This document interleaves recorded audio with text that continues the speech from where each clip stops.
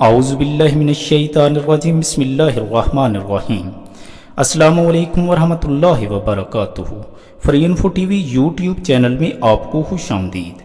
ناظرین، امید کرتا ہوں کہ آپ سب اللہ تعالیٰ کی فضل و کرم سے بالکل خیریت سے ہوں گے۔ آج کی اس ویڈیو میں آپ کو سورج گرہن کی نماز یعنی نماز کسوف ادا کرنے کا مکمل طریقہ بتانے والا ہوں۔ اس سے پہلے آپ میری حوصلہ افزائی کے لیے میرے چینل کو سبسکرائب کر لیں اور ساتھ ہی گھنٹی کے نشان کو بھی دبا دیں تاکہ میری ہر آنے والی نئی ویڈیو کا نوٹیفیکیشن آپ لوگوں تک بر وقت پہنچتا رہے۔ شکریہ۔ ناظرین، سورج گرہن کو کسوف کہتے ہیں۔ سورج گرہن کے وقت 2 رکعت نماز پڑھنا مسنون ہے۔ ایک صحابی رضی اللہ تعالیٰ عنہ سے مروی ہے کہ حضور اکرم صلی اللہ علیہ وآلہ وسلم کے زمانہ میں جس دن آپ کے صاحبزادے حضرت ابراہیم علیہ السلام کی وفات ہوئی تو سورج گرہن لگا۔ لوگوں نے کہا ابراہیم علیہ السلام کی وفات کی وجہ سے سورج گرہن لگا ہے۔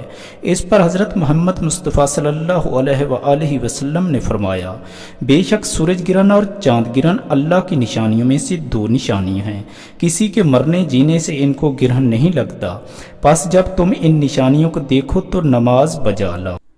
ناظرین، نماز کسوف یعنی سورج گرہن کی نماز کا طریقہ وہی ہے جو عام نفل نماز کا ہے۔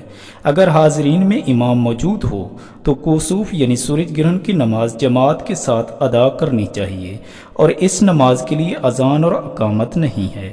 اگر لوگوں کو جماعت کے ساتھ نماز پڑھنے کے لیے جمع کرنا مقصود ہو تو اعلان کر دیا جائے۔ ناظرین، نماز کسوف یعنی سورج گرہن کی نماز کی نیت کچھ اس طرح ہے۔ نیت کرتا ہوں 2 رکعت نماز نفل کسوف شمس، واسطے اللہ تعالیٰ کے، پیچھے اس امام کی، رخ میرا قبلہ کی طرف، اللہ اکبر۔ اگر آپ اکیلے نماز پڑھ رہے ہیں تو اس طرح نیت کریں۔ نیت کرتا ہوں یا کرتی ہوں 2 رکعت نماز نفل کسوف شمس، واسطے اللہ تعالیٰ کے، رخ میرا قبلہ کی طرف، اللہ اکبر۔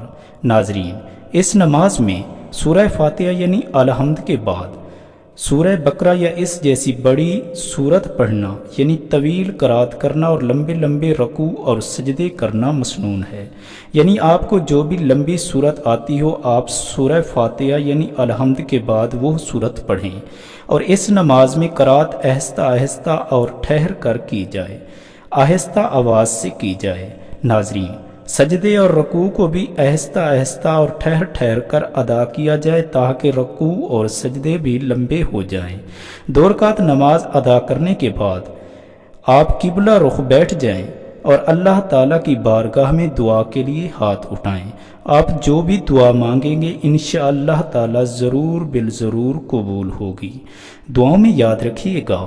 امید کرتا ہوں کہ آپ کو ویڈیو ضرور پسند آئی ہوگی۔ ویڈیو کو لائک اور شیئر کرنا مت بھولیے گا تاکہ دوسرے بہن بھائی بھی اس سے فائدہ حاصل کر سکیں۔ اگلی ویڈیو تک کے لیے اللہ حافظ۔